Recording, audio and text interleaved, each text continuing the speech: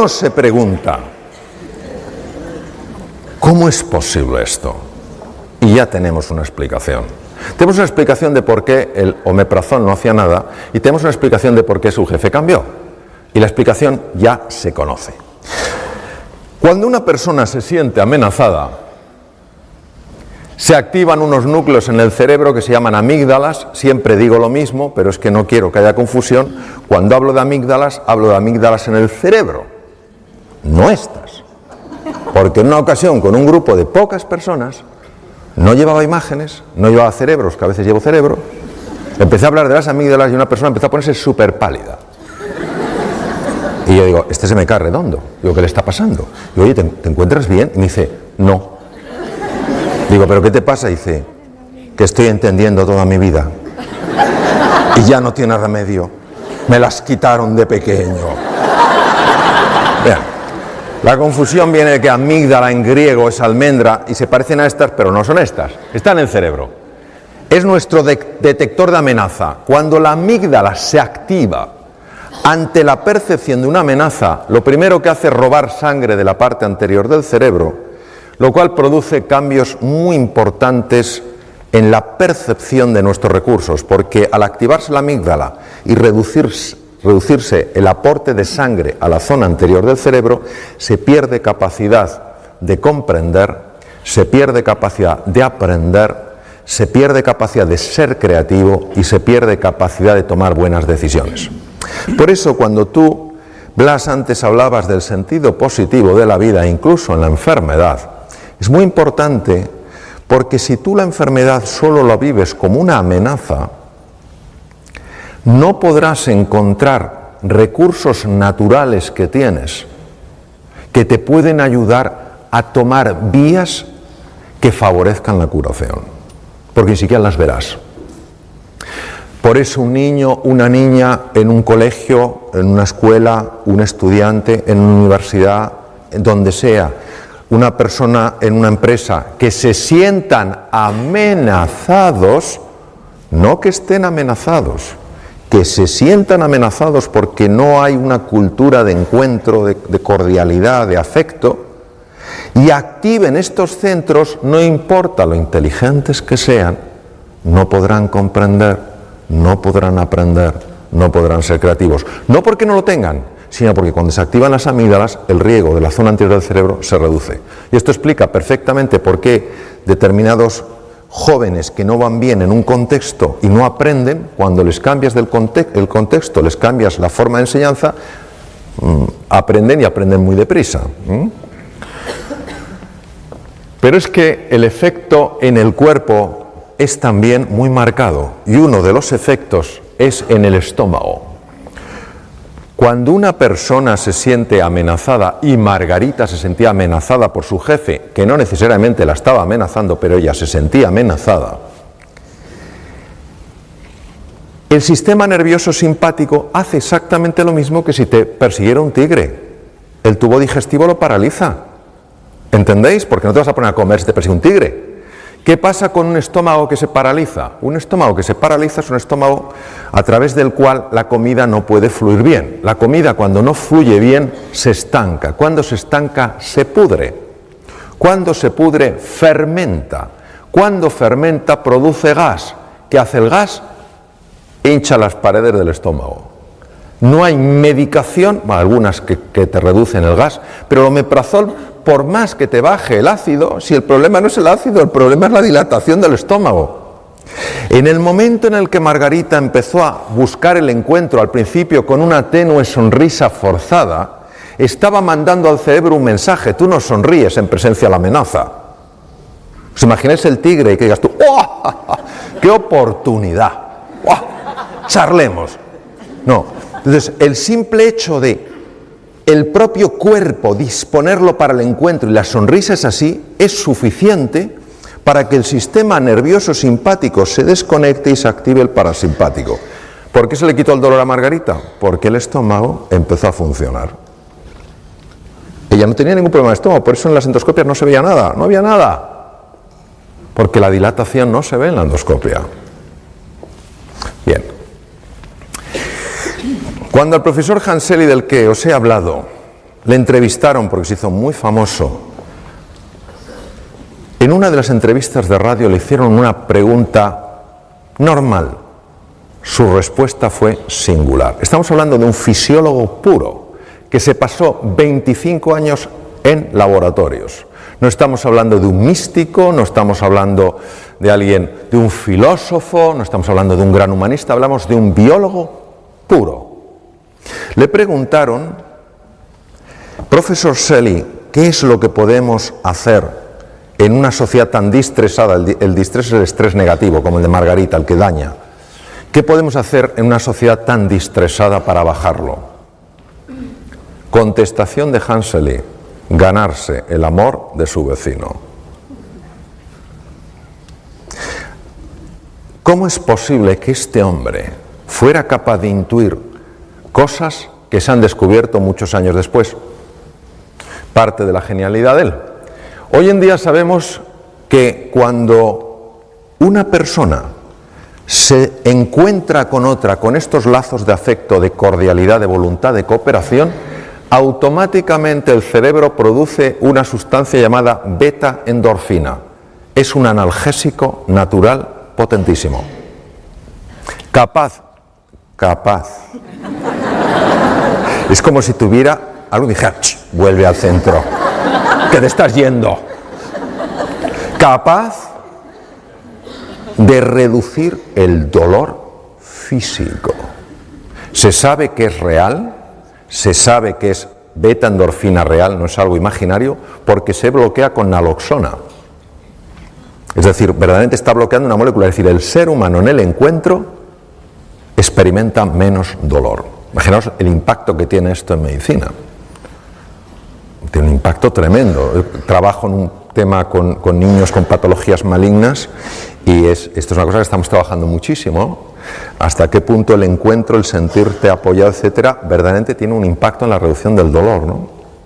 Bien, pero lo siguiente que tampoco sabía el doctor Shelley, pero lo intuyó, fue que cuando dos seres humanos tienen esa voluntad de encontrarse, esa voluntad de cooperar, esa voluntad de colaborar, se libera en sangre una hormona llamada oxitocina. Las damas que estáis aquí diréis, esta hormona es mía. Yo soy mujer, yo he dado a luz, la lactación, todo lo que es el parto, la oxitocina, sí, pero también la tenemos los hombres y mujeres.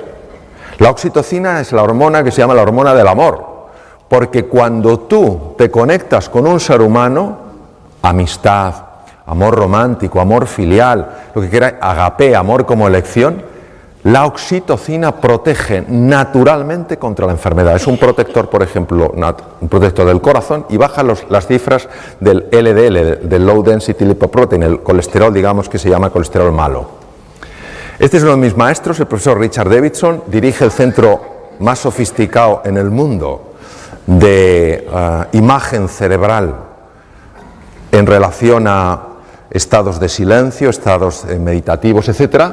Y él ha demostrado a través de un ejercicio que se llama META, un ejercicio muy utilizado en el mundo del Namaste, que cuando una persona visualiza, como decías tú, Blas, visualiza el afecto, primero hacia sus seres queridos, luego a los menos queridos, y hace lo que puede con los nada queridos, pero hace ese esfuerzo.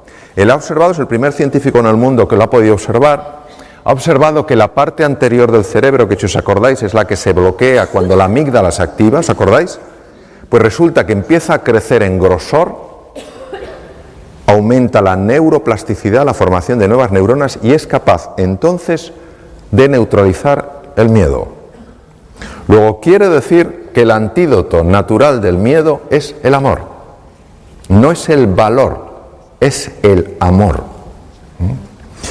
Cuando la amígdala que estaba activada se desactiva, la parte anterior del cerebro puede funcionar bien.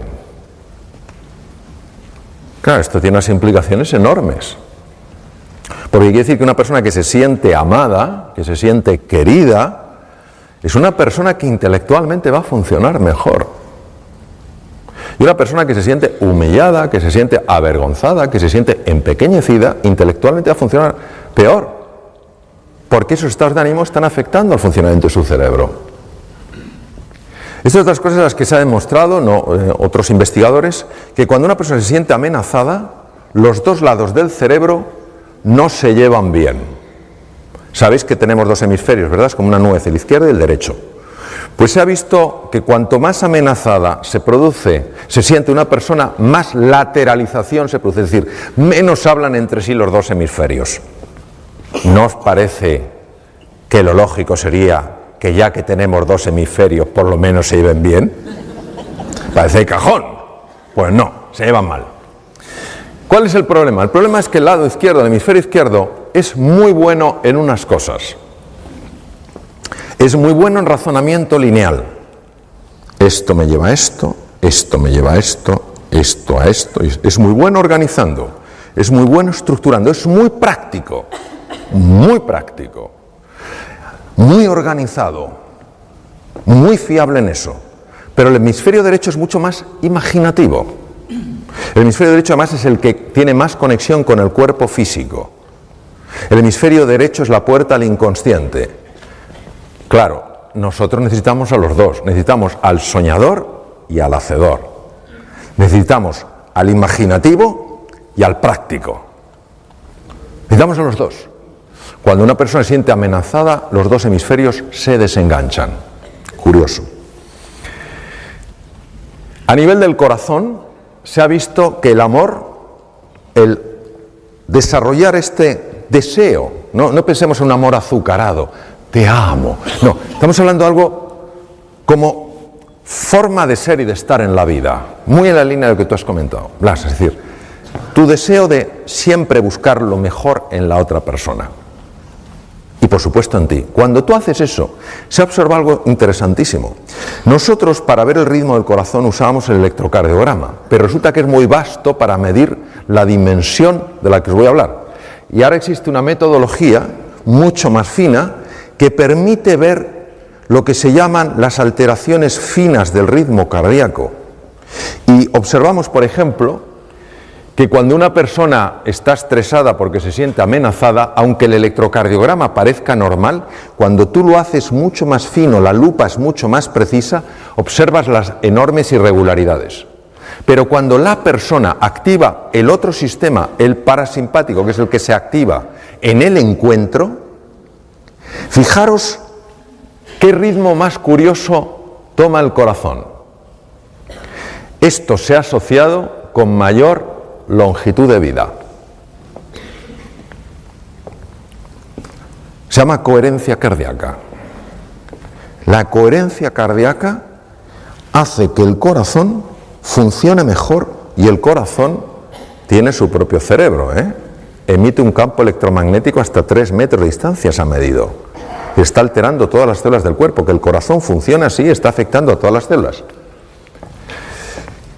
El sistema parasimpático, que es el sistema del encuentro, opuesto al simpático, no es que el parasimpático sea bueno, es que cuando este está demasiado activo, ya hemos visto lo que pasa, la sensación de amenaza. Cuando el parasimpático empieza a dominar un poco el juego, aumenta la capacidad de hacer frente a las infecciones, porque se potencia el sistema inmune.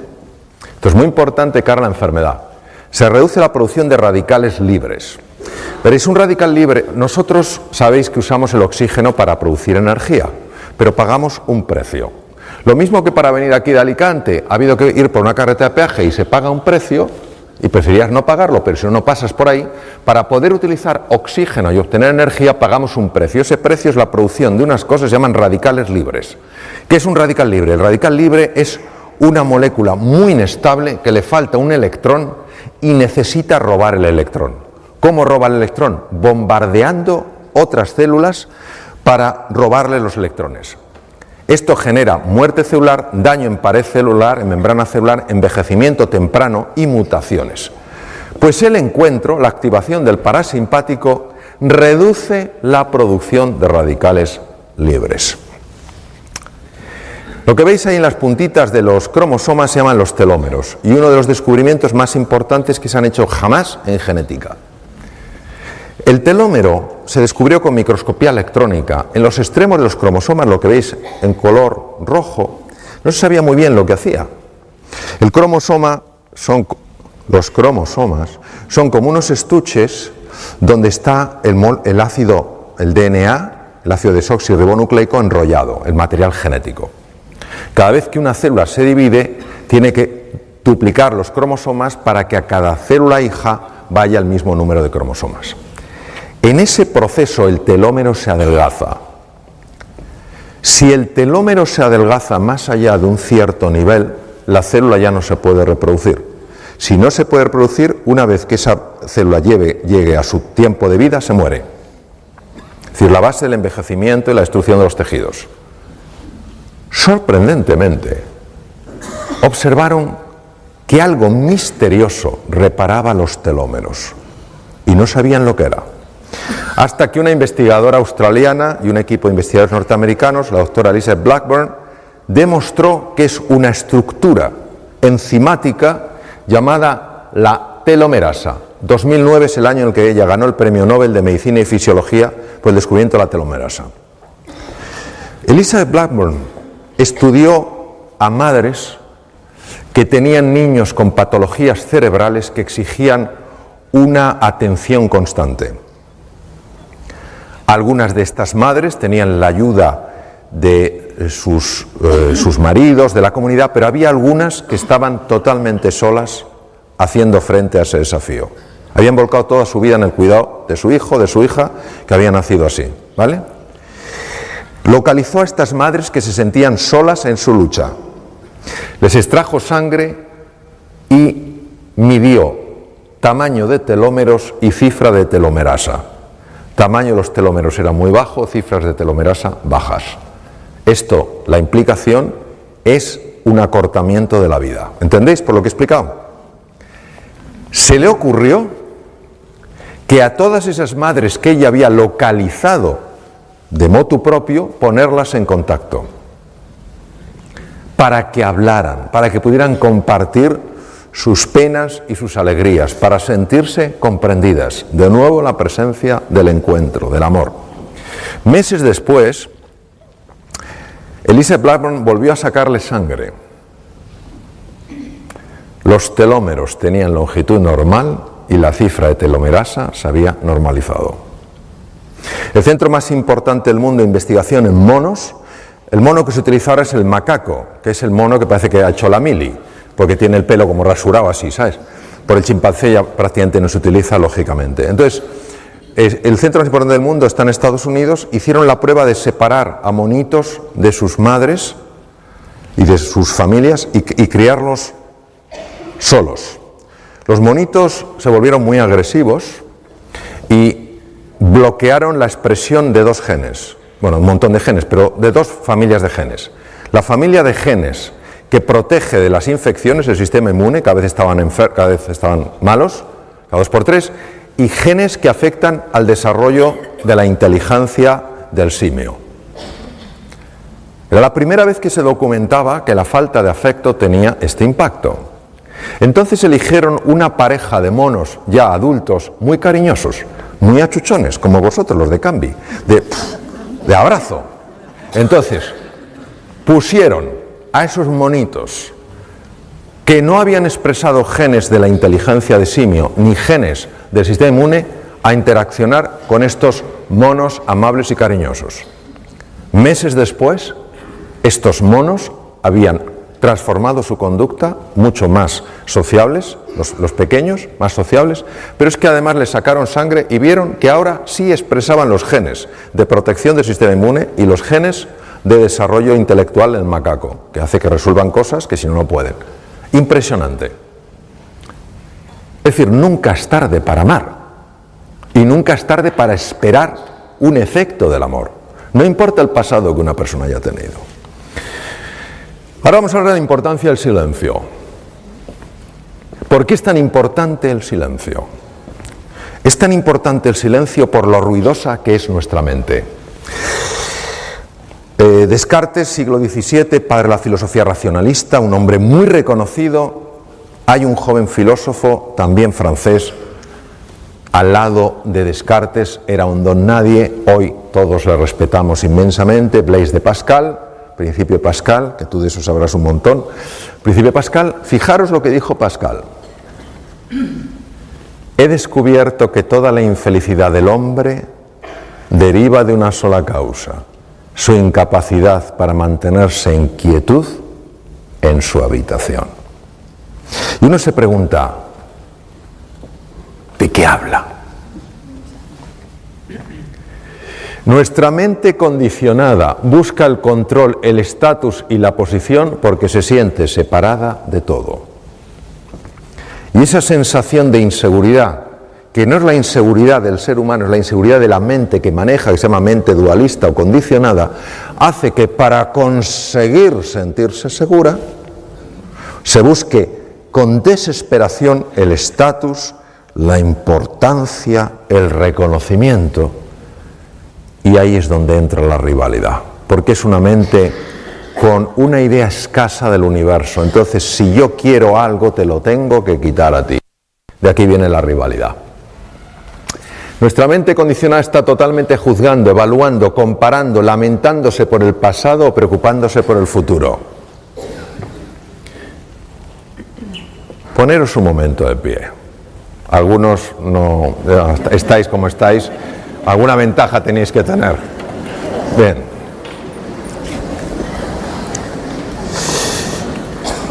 Hace no muchos años a alguien se le ocurrió utilizar un invento de hace miles de años en algo moderno. Se le ocurrió poner, afortunadamente, ruedas a las maletas.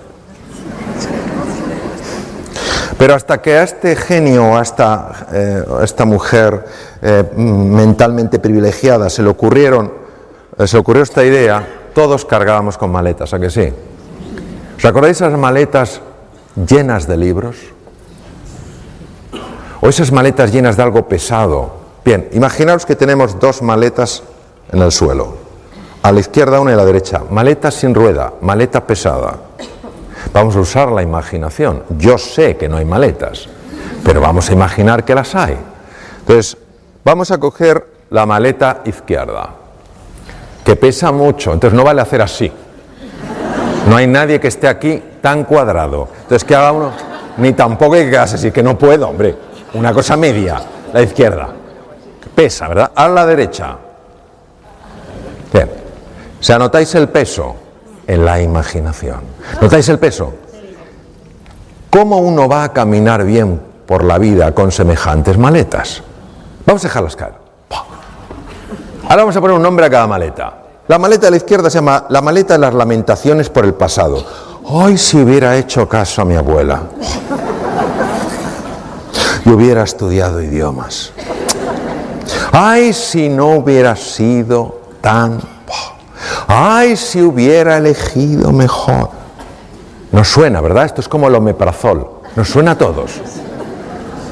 La segunda maleta es la de las preocupaciones por el futuro. ¡Ay, qué será de mí! ¡Ay, cuánto durará esto! Ya nos podemos sentar. Si esperabais algo más sofisticado, no lo hay. Esto es lo que hay. Bien.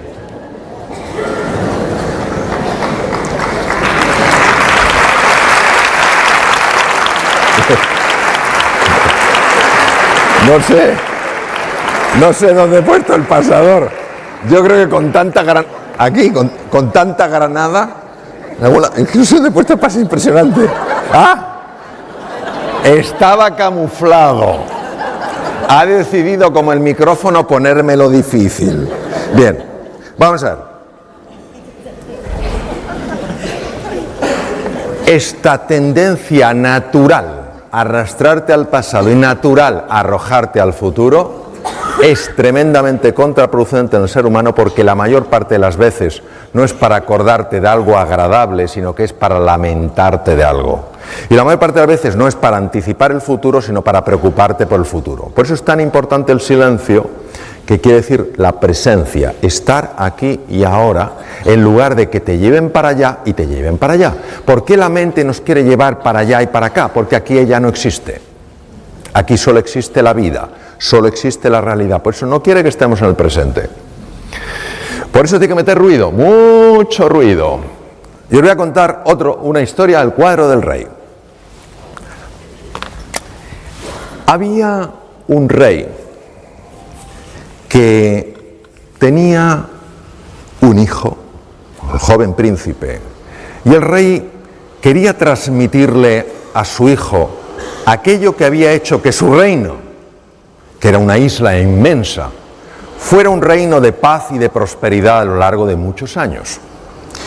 Y el rey le había explicado a su hijo la importancia de la serenidad, la importancia del equilibrio, de la tranquilidad. Pero por más que se lo decía, el joven príncipe no acababa de entender a qué se refería su padre. Entonces el padre dijo: se lo he explicado por activa y por pasiva, la importancia del equilibrio, de mantenerse sereno y en calma. Pero él no para de decirme que lo importante es la bravura, es el arrojo, es el ser intrépido. ¿Qué haré para que mi hijo comprenda? Y entonces tuvo una idea.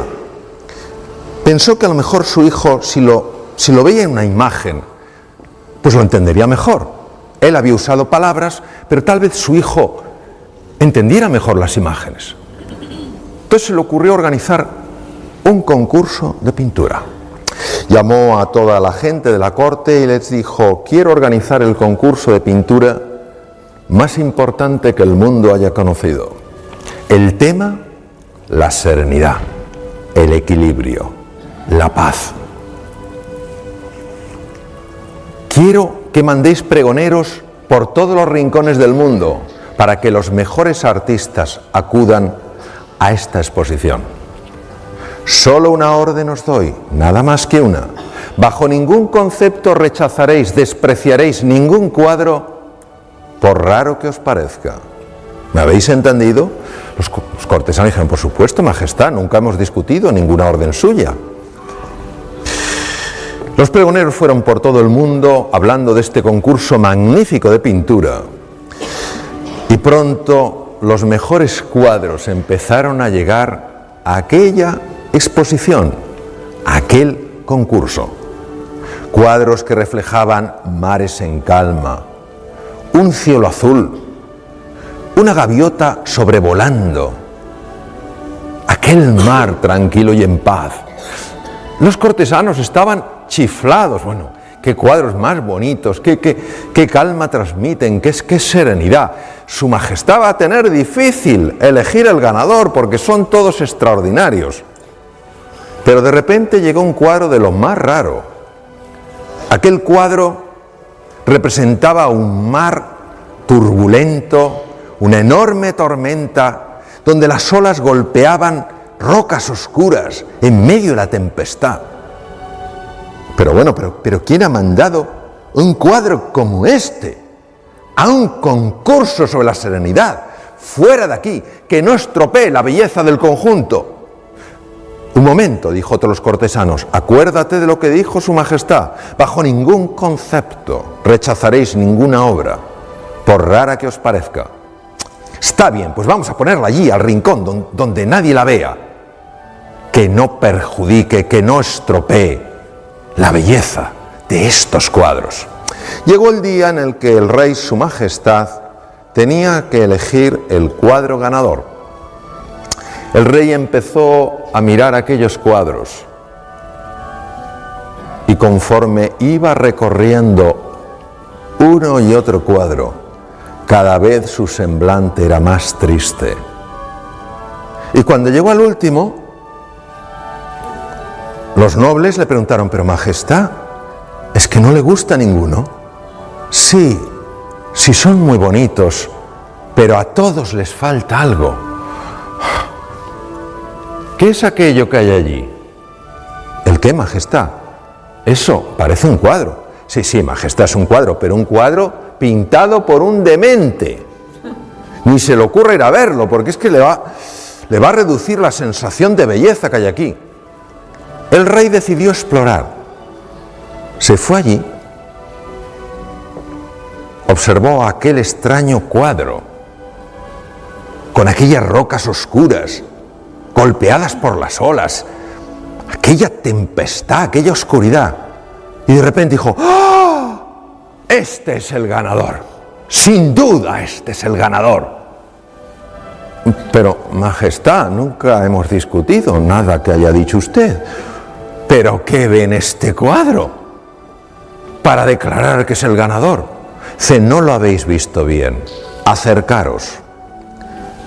Y el rey les señaló algo que el pintor había puesto, algo que había dibujado. En medio de aquellas rocas, bajo aquella tormenta, había un nido y un pajarito estaba alimentando a su cría, completamente ajeno a la tempestad. Entonces el rey les dijo, la serenidad no es no tener dificultades en tu vida, no es que no haya tormentas en tu existencia, es que siempre tengas muy claro cuál es tu prioridad. Ese es el cuento.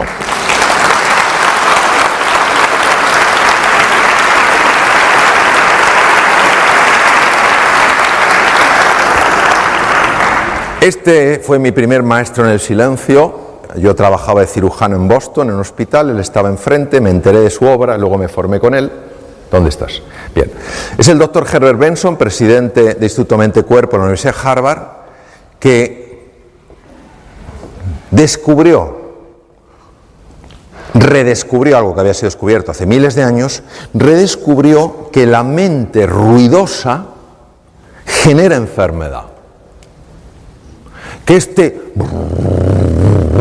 esta especie de rumiación, ¿sabes lo que digo? Que te pasa una cosa por la mañana, que te incomoda, y está uno todo el día con lo mismo. Todo el día, parece una vaca, rumiando, somos así. Entonces él se enfadaba, me recuerdo en su despacho, decía, parar el tren de pensamientos perturbadores que entran sin tu permiso en la conciencia. Yo veía que se ponía como una moto.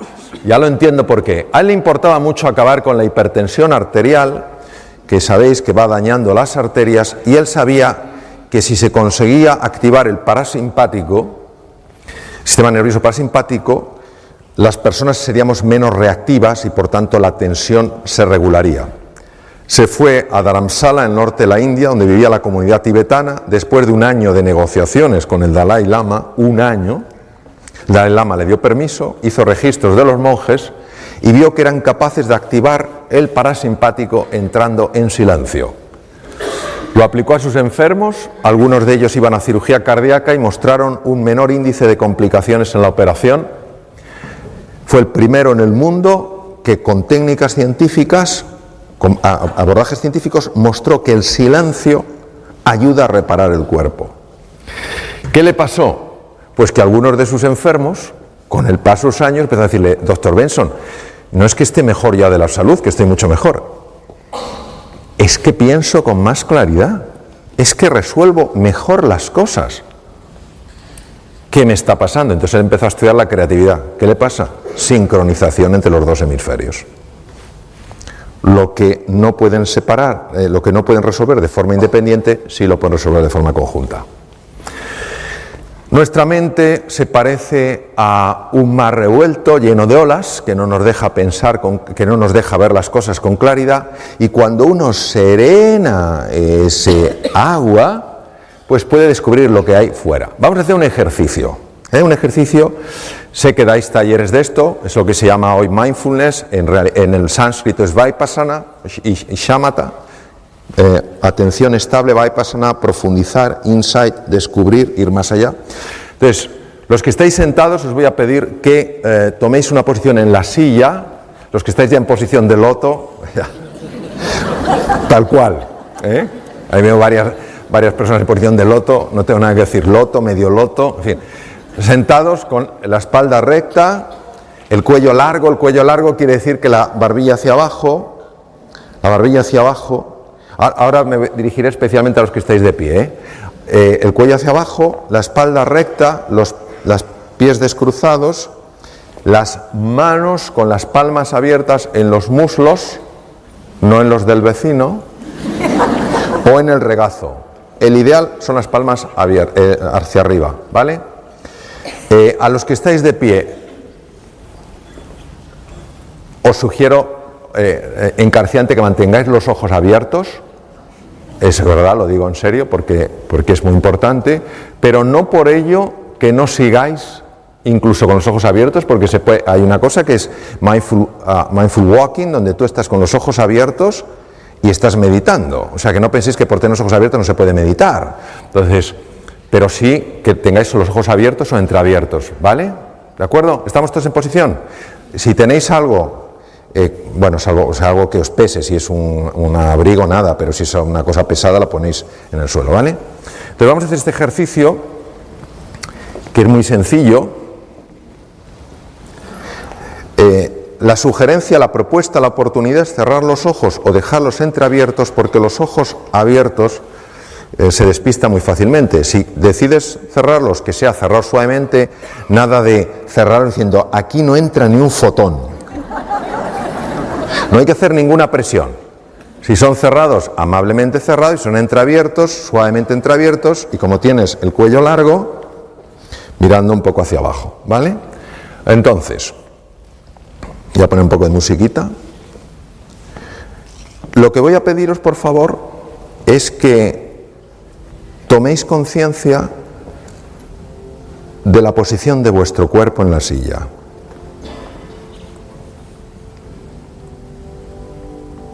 Los pies apoyados en el suelo. La espalda recta sin tensión. El cuello largo. Como si nos tiraran suavemente de la coronilla con una pequeña cuerda, las manos amablemente apoyadas en los muslos, en el regazo,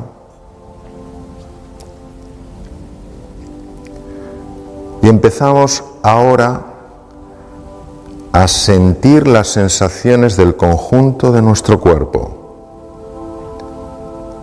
No es visualizar, no es pensar, es notar las sensaciones de nuestro cuerpo. Hay algunas partes que se pueden sentir más, tal vez las manos, los pies, cualquier parte es igual de válida.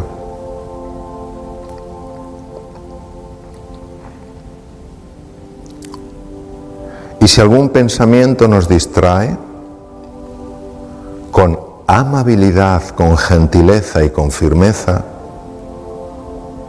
volvemos a llevar nuestra atención a las sensaciones de nuestro cuerpo. Y si algún pensamiento nos arrastra a una experiencia pasada o una inquietud futura, tomamos conciencia y sin enfadarnos, con tranquilidad, con gentileza y con firmeza, llevamos de nuevo la atención a las sensaciones del cuerpo.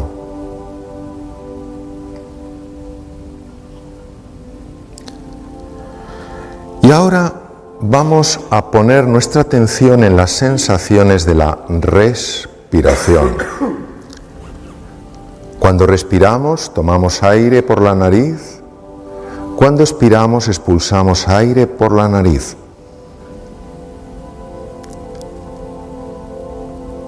Y cada uno nota esa sensación de la inspiración y de la expiración con mayor intensidad en alguna parte del cuerpo. Algunos en el abdomen, otros en el tórax, otros en los orificios de la nariz. Y es la respiración la que nos va a ir introduciendo en el silencio. Un silencio del que hablaba Federico García Lorca.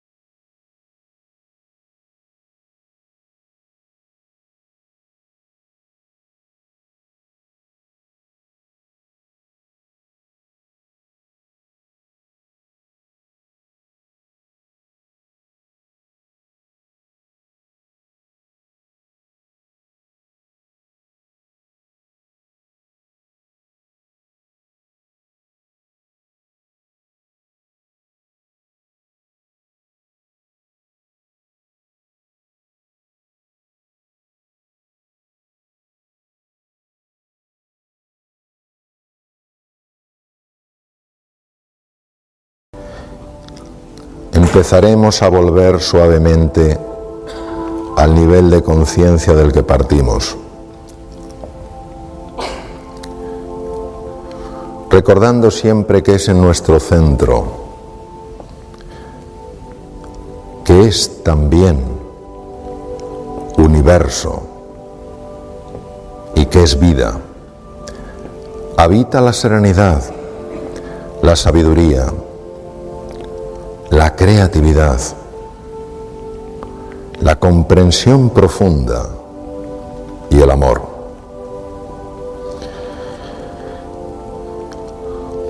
Y os voy a pedir, por favor, para volver al nivel de conciencia al que partimos, que toméis 1, 2 o 3 respiraciones profundas y poco a poco empecéis a abrir los ojos para volver a encontraros en este espacio completamente orientados en tiempo y en lugar. Vamos abriendo poco a poco los ojos y a medida que vamos abriendo los ojos nos vamos estirando como si fuéramos guepardos en la sabana africana. Magnífico. Muy bien.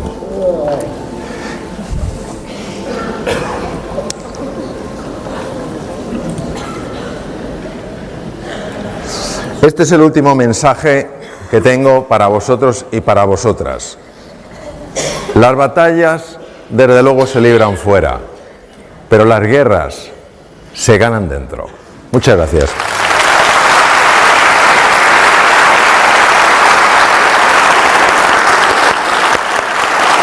Gracias. Muchas gracias. Gracias. Muchas gracias.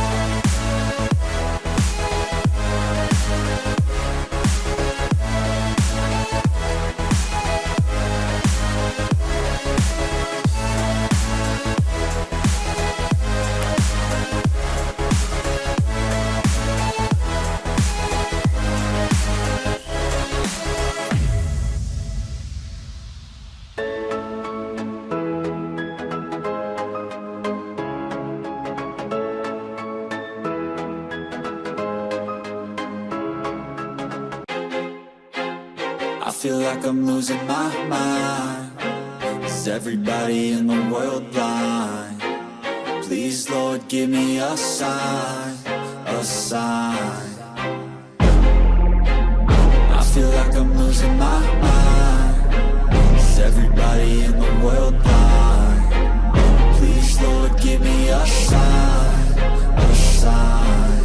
I wanna be the greatest. Everybody on the fake shit. I look around and feel like everybody is the fakest. I make this every day and I'm impatient, hoping one day I blow up from the basement. Statement, the top is so vacant. I don't hear shit that I think is amazing. Waiting for my day when I'm playing sold out shows for 1,000 faces. Hey, give me that crown, get in my way and to be put down. It ain't your place, all this my town. If I want that shit, then I'll get it right now. I'm losing it, the noose it fits. I'm losing shit, a stupid myth. You choose to live or choose to dip. You choose to fight or lose your grip and lose a gift. I feel like I'm losing my mind. Is everybody in the world blind? Please, Lord, give me a sign, a sign. I feel like I'm losing my mind.